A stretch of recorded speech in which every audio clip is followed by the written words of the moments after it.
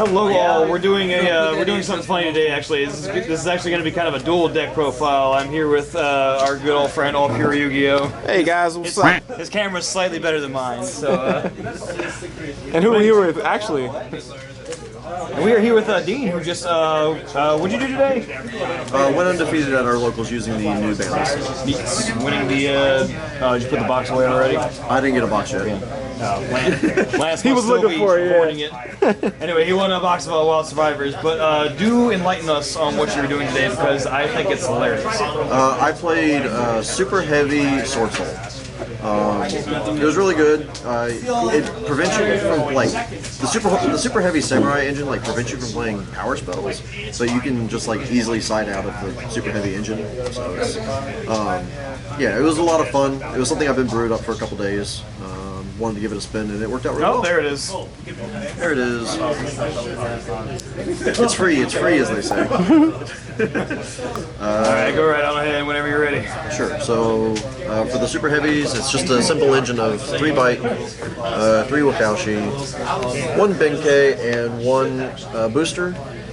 Essentially, this is a free Synchro 8, but if you open up Bike, it's a free Baron and Scales, so it's just really nice to be able to have this engine to be able to protect yourself because it makes Baron on the 4th or 5th, it makes Baron on the 5th summon, so they can't Nibiru you. Yeah, it's just a really solid engine. Getting the free scales is actually probably the most important or most impactful over the long game because it allows you to pendulum summon, and pendulum summoning the Swordsoul level 4s is just really good. I think I saw one of your games you were able to pen summon Magnum at Taya, and I'm just like, oh. Yeah. Being able to pendulum summon the Bestials, especially Magnum going first, is super crazy. So for the Swordsoul, we're doing 3 Ecclesia, of course, 3 Moye, 3 Longwan, 2 Taya. I don't think any of this has changed since the inception of Swordsoul, so. There's an argument to be playing 3 Taya on this build, but I opted to not do that. For the Tennies, we're doing just 2 Ashuna, 2 Vishuda, 2 Adhara. Just cutting back for space, aren't you? Cutting back for space. You don't really use these all that much. You use them as discard fodder, reveal fodder, and then when you send them to the grave, they're just grave effects, generating advantage. I don't think I ever once saw the two to make a synchro play, but in theory you can still do that. Also, fun fact: the pen scales allow you to pendulum some of these if you really do need to put these on the board. Yeah, I saw that live when you did the Bestial play. I was like, wow. The next engine that we're playing is the 3 Bestial, or 3 Magnum, 2 Druisworm, 1 Destrudo, and the 1 Apple Dragon. Theory with this was Magnum can search any of these. I never used it to search Apple Dragon, funnily enough, and when I drew Apple Dragon one time, it was pretty bad, so I'm probably going to cut this card. In theory, it's really cool. Allows for really, large extension, making extra level 10 synchros, but I don't think it's really necessary. But Destrudo, it's like a really good extender, but it's good in some cases, but not all cases, whereas Destrudo is just insane. It can rip apart boards, making Yazi, then going into Taya, it's just crazy. Basha, the spin 2 is really crazy. Last 3 cards for the monsters was 3 Ash. I needed space. Well, I had space and I forgot my Fenrir's at home, otherwise these would be Fenrir's. I mean, as much branded as there are local. Yeah, and since there's a lot of branded here, I figured Ash was probably the best bet.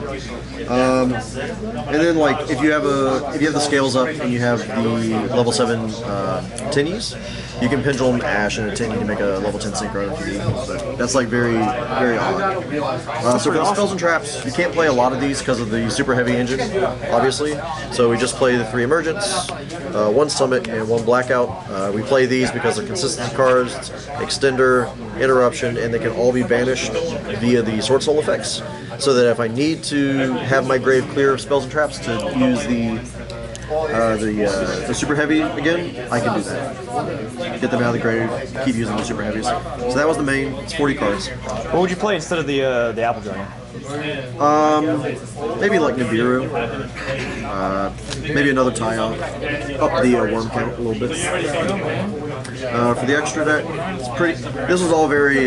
This is only brewed over like 2 or 3 days, so it's very rudimentary and very rough, like a first build kind of thing for the format.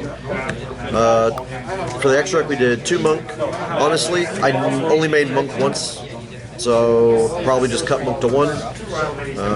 But for now, we had 2. 1 black rose. This came up like once against a labyrinth player. 1 Yazi, those are the 7s. We have the 2 Basha. This is my favorite synchro. This card's crazy. Being able to spin cards, extension, whole 9 yards. We do the 1 Excel for the super heavy play to make Baron, and then if we open just the Wakushi, Wakaushi, however it's pronounced, we have 2 other 8s that we can typically go into. These are just really good generics that you can make off of any level 4s. One's a spell trap negate, one's a monster banish. Both are really good. This was really clutch in a matchup against Labyrinth, surprisingly enough. Being able to negate spells and traps, who would have known? It's kind of good against trap decks. Shijiao, Shiji Longwan, and Qinying. That's pretty standard for Swordsoul. Don't think that's ever going to change. Then the 1 Baron and the 1 Psychic and Punisher.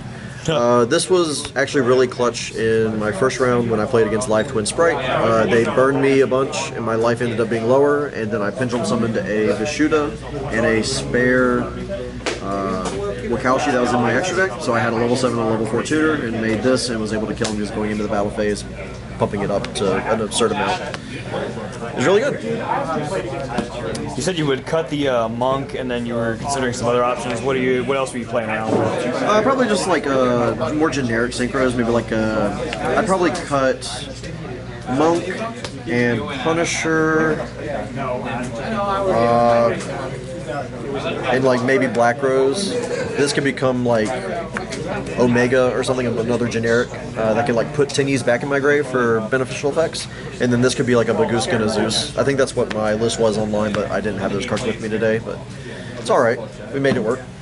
And pray tell, how are you making people suffer with the side? Because I saw some of them. The side was very not good. It was basically just what I had with me. I forgot a lot of my cards because I had to do an emergency thing at work today, so did 2 nib, would be 3 if I had my 3rd with me. This was actually the spiciest card today, which was Sage de Fleur. I saw this happen a couple times, and I kind of want some now. Yeah, this card's actually just kind of crazy. It's an extension by popping one of your guys, and then you can target one of your monsters and a card on the field. It destroys both, so it can out floodgates because it activates a hand, summons, and destroys all at the same time. So this card, and it's just a 2900 body. It's a level 8, which comes up sort of. You can like do a level 8 and like a level 2 tuner like the Bike to make a level 10.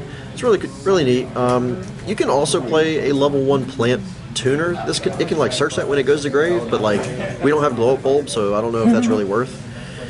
Then we did 3 Droll. I think I saw Droll like once today. It was pretty good. Might find room for it in the main.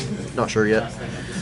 Then we did 2 Tactics and 1 Duster. I wanted to keep the spells kind of low just because of the super heavy stuff, but like in a worst case scenario you can just side out all of the super heavy Sams to be able to fit like spells and traps that are like power spells, power traps, etc. Then we did 3 summon limit and 2 anti-spell fragrance. Yu-Gi-Oh! Whoa, Yu-Gi-Oh! I mean, it's all I had with me today, and I needed something that stuck on the field and didn't go to grave as far as like traps go if I wanted to keep these in as well as the super heavies. So it all worked out in the end. Probably wouldn't play anti-spell. Well, I probably wouldn't play Tactics again. No one was playing into Tactics really well or really easily, but this card was MVP. Sage de Fleur was crazy. If you had all your stuff with you, what would your ideal side be? Probably be 3 Nib, 3 Sage, 3 Droll,